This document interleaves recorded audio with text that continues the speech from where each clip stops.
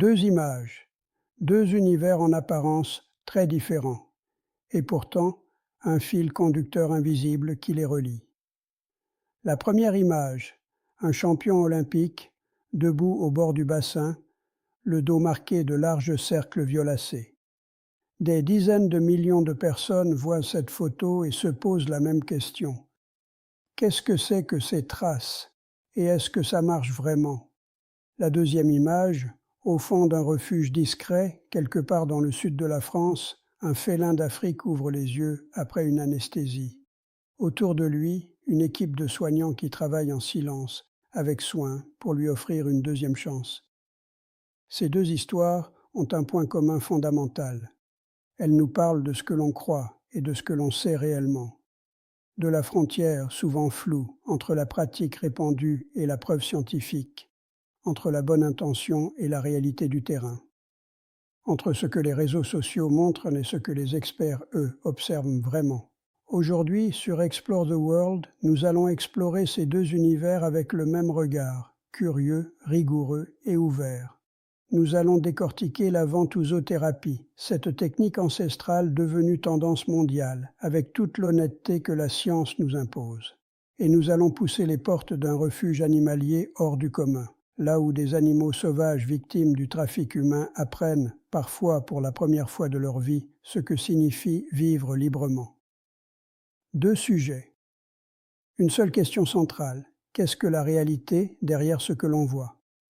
Commençons par remettre la ventousothérapie dans son contexte historique, parce que cette technique n'est ni nouvelle ni marginale.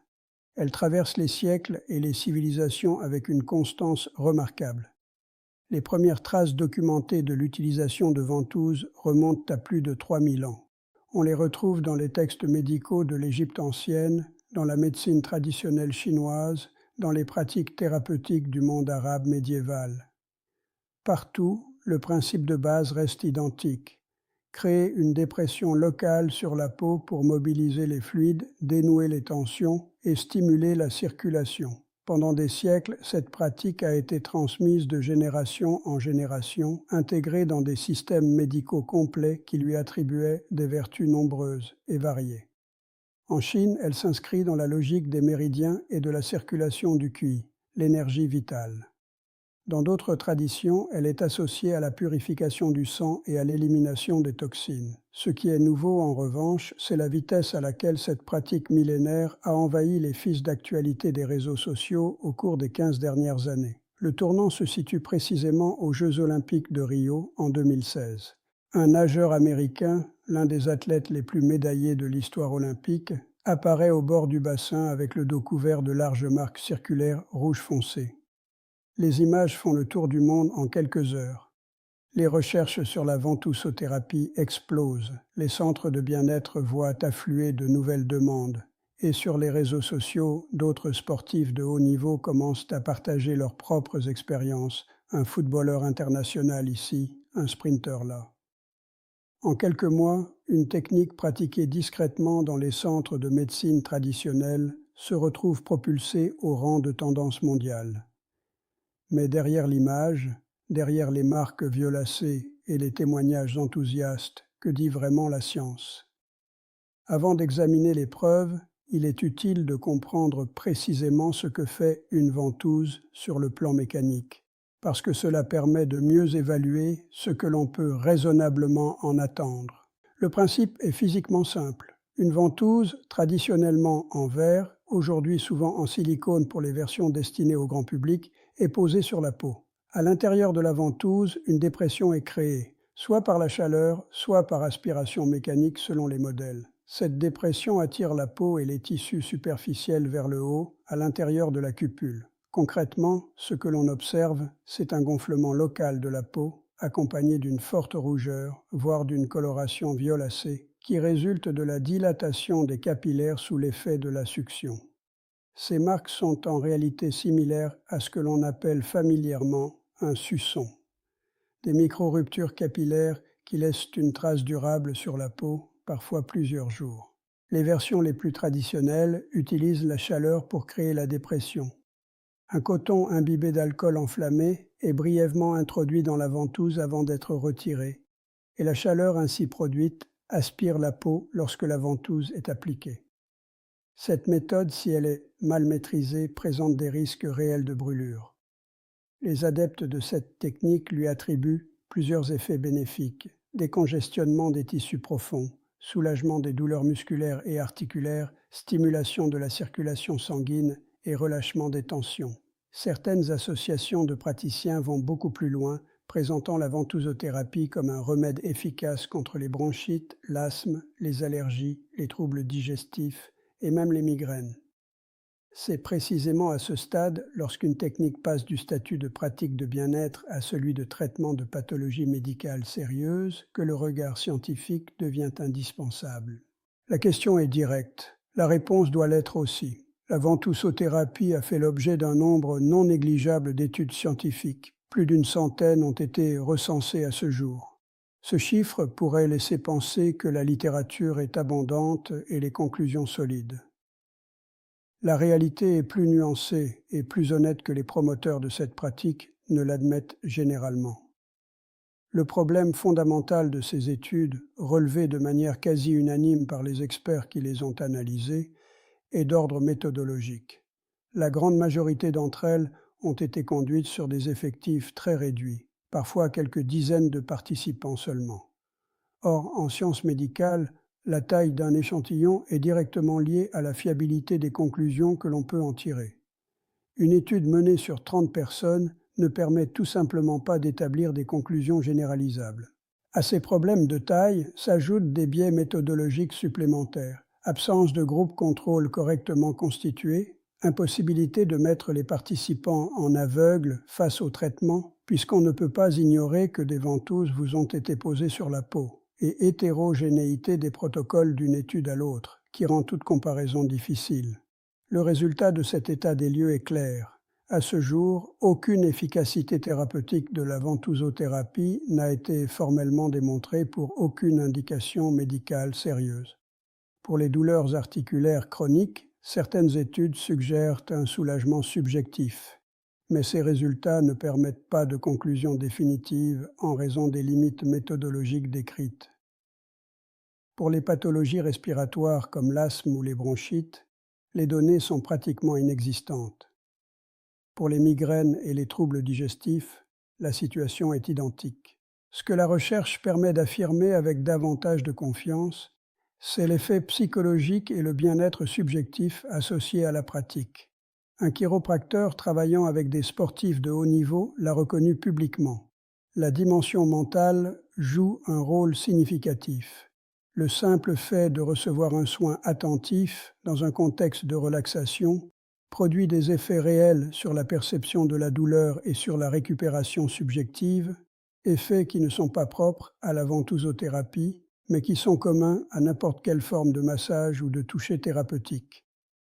En d'autres termes, si les ventouses produisent un effet bénéfique chez certaines personnes, cet effet est vraisemblablement lié au massage en tant que tel, et non à quelque chose de spécifique à la dépression créée par la ventouse. Au-delà de l'absence de preuves d'efficacité, un autre aspect mérite d'être abordé clairement: les risques associés à cette pratique. En France, la ventousothérapie est aujourd'hui explicitement exclue du champ de pratique des professionnels de santé réglementés. Les médecins ne la pratiquent pas. L'Ordre des masseurs kinésithérapeutes a publié une prise de position officielle la qualifiant de technique injustifiée sur le plan clinique et potentiellement dangereuse lorsqu'elle est mal réalisée. Les risques concrets identifiés incluent des lésions cutanées. Les marques que l'on voit n'ont rien d'anodin sur le plan biologique. Elles résultent de ruptures capillaires ainsi que des brûlures en cas d'utilisation inappropriée des ventouses à chaleur, et des risques infectieux si le matériel n'est pas correctement stérilisé. Mais le risque le plus insidieux est peut-être celui que l'on voit le moins: le détournement de la consultation médicale. Une personne qui souffre d'une douleur articulaire chronique, d'une fatigue persistante ou de troubles respiratoires et qui se tourne vers la ventousothérapie comme première réponse prend le risque de retarder un diagnostic qui pourrait être sérieux. Certaines douleurs que l'on attribue à des tensions musculaires sont en réalité le symptôme d'une pathologie sous-jacente qui nécessite une prise en charge médicale adaptée. La frontière entre une pratique de bien-être, dont les effets sont subjectifs mais réels pour celui qui les ressent, et une alternative médicale censée traiter des maladies, est une frontière qu'il est dangereux de franchir sans les preuves nécessaires. La ventousothérapie appartient à la première catégorie. La présenter comme appartenant à la seconde, c'est prendre des libertés avec des vies. Changeons maintenant complètement d'univers, mais gardons la même exigence de regard.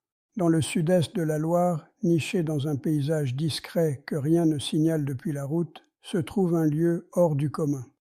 En surface, c'est un espace zoologique ouvert au public, un endroit où des familles viennent découvrir des animaux dans un environnement naturel soigné.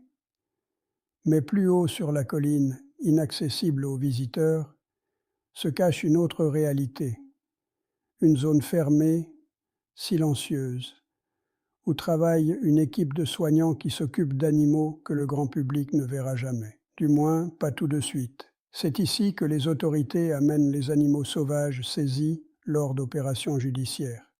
Des animaux qui n'auraient jamais dû se trouver là où on les a trouvés. Des animaux qui portent, souvent sans qu'on le sache encore, les marques invisibles d'une histoire difficile.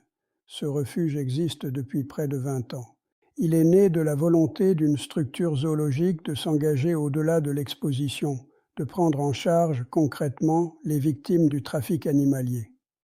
Une mission discrète, exigeante et profondément nécessaire.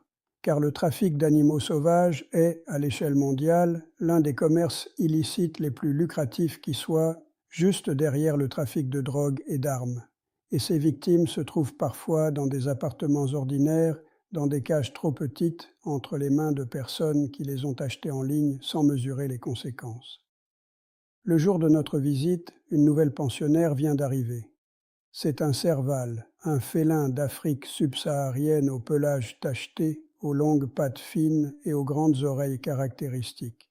Un animal dont la simple présence trahit l'absurdité de la situation. Il a été saisi chez des particuliers qui le détenaient illégalement dans un appartement privé. Cela peut sembler incroyable.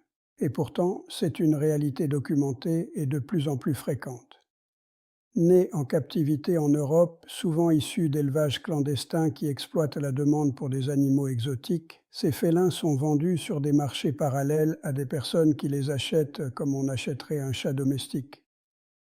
La différence, c'est qu'un serval adulte n'est pas un chat domestique. C'est un prédateur sauvage dont les besoins spatiaux, comportementaux, alimentaires, sociaux sont radicalement incompatibles avec la vie en appartement. La détention de ce type d'animal par un particulier est totalement illégale en France. Mais la loi, seule, ne suffit pas à enrayer un trafic alimenté par une demande réelle. Lorsque les autorités saisissent ces animaux, elles doivent les confier à des structures habilitées à les accueillir. C'est exactement le rôle que joue ce refuge. Pour ce serval fraîchement arrivé, la première étape est un bilan de santé complet.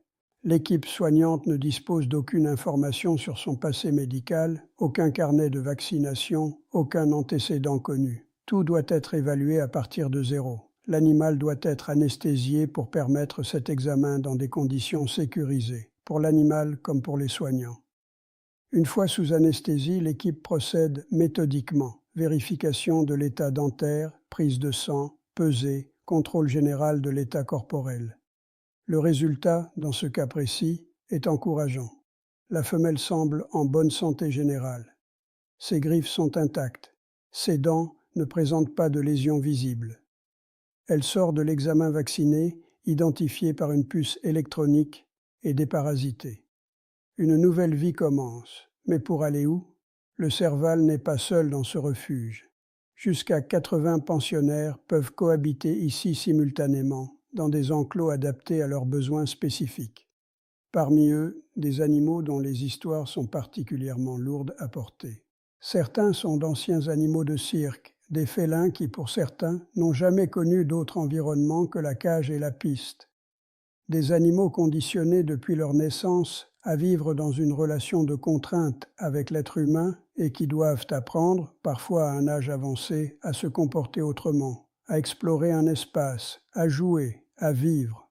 Les soignants qui les accompagnent dans cette transition parlent de moments qui les marquent profondément. Voir un animal poser une patte dans l'herbe pour la première fois. Voir un félin adulte s'intéresser à une feuille qui tombe, avec la curiosité d'un petit. Des gestes ordinaires pour un animal sauvage. Des gestes extraordinaires pour un animal qui n'a jamais eu la permission d'être ce qu'il est. C'est dans ces instants que la mission du refuge prend tout son sens, non pas comme un acte spectaculaire, mais comme une accumulation patiente de petites restitutions, rendre à un animal un comportement, une curiosité, un espace. Mais tous les animaux accueillis ici ne bénéficient pas de la même chance de récupération. Parmi les pensionnaires actuels se trouve une tigresse blanche dont l'état de santé préoccupe profondément l'équipe.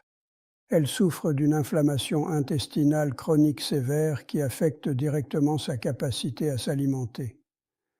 Les jours où elle mange à peine 100 grammes, quand sa ration normale est de 4 kg, sont des jours difficiles pour les soignants qui l'accompagnent. L'origine de sa maladie n'est pas mystérieuse. Elle est la conséquence directe d'une pratique que la communauté scientifique condamne sans équivoque, la consanguinité forcée. La coloration blanche des tigres n'est pas une variété naturelle, c'est le résultat d'un croisement entre individus d'une même fratrie, pratiqué délibérément pour obtenir cette apparence rare, commercialement valorisée dans certains milieux. Les conséquences génétiques de cette pratique se traduisent par des fragilités immunitaires, des malformations et des pathologies chroniques. Cette tigresse en est la victime silencieuse. Son traitement est uniquement palliatif, soulager la douleur, maintenir une qualité de vie acceptable, parce qu'il n'existe pas de remède à ce que ses origines ont inscrit dans son génome. Moins visible que les félins, mais tout aussi important dans la vie quotidienne du refuge, d'autres animaux attendent en coulisses. 3 jeunes singes, détenus illégalement par des particuliers, viennent de terminer leur période de quarantaine. Cette étape, méconnue du grand public, est pourtant fondamentale dans le processus d'accueil des animaux sauvages saisis. La quarantaine n'est pas qu'une précaution sanitaire, même si elle l'est avant tout. C'est aussi une période d'observation comportementale, pendant laquelle les soignants évaluent l'état psychologique de l'animal, ses réactions au contact humain, ses capacités d'interaction sociale avec des congénères. Pour des animaux qui ont parfois passé plusieurs années dans des environnements inadaptés, cette période révèle souvent des séquelles comportementales importantes, des difficultés à communiquer avec leurs semblables, des réactions de peur ou d'agressivité ancrées profondément. La réintégration dans un groupe, lorsqu'elle est possible, est l'un des objectifs centraux du travail de ces soignants. Parce qu'un animal social isolé depuis trop longtemps ne retrouve pas spontanément les codes de son espèce. Il doit être accompagné, progressivement, avec une patience que peu d'environnements peuvent offrir. Ce refuge en fait partie, et c'est précisément pour cela qu'il est nécessaire. Prenons du recul sur les 2 sujets que nous venons d'explorer ensemble. En apparence, les ventouses et les animaux sauvages saisis n'ont rien en commun. L'une est une pratique de bien-être devenue tendance mondiale, l'autre est un combat quotidien mené dans l'ombre par des professionnels invisibles. Mais tous les 2 nous parlent de la même chose fondamentale. Ils nous parlent de la nécessité de regarder au-delà de l'image de surface. Les ventouses, vues sur le dos d'un champion olympique, semblent fonctionner parce qu'elles sont associées à la performance, à l'excellence, au corps en mouvement. Mais derrière l'image, la science nous invite à plus de prudence et à moins de certitude que les promoteurs de cette technique n'en affichent. Le serval, vu dans la cage d'un appartement, peut sembler apprivoisé, parce qu'il ne rugit pas, parce qu'il mange dans la main, parce qu'on peut poster une photo avec lui sur les réseaux sociaux. Mais derrière l'image, c'est un animal dont tous les besoins profonds sont violés chaque jour qu'il passe hors de son milieu naturel.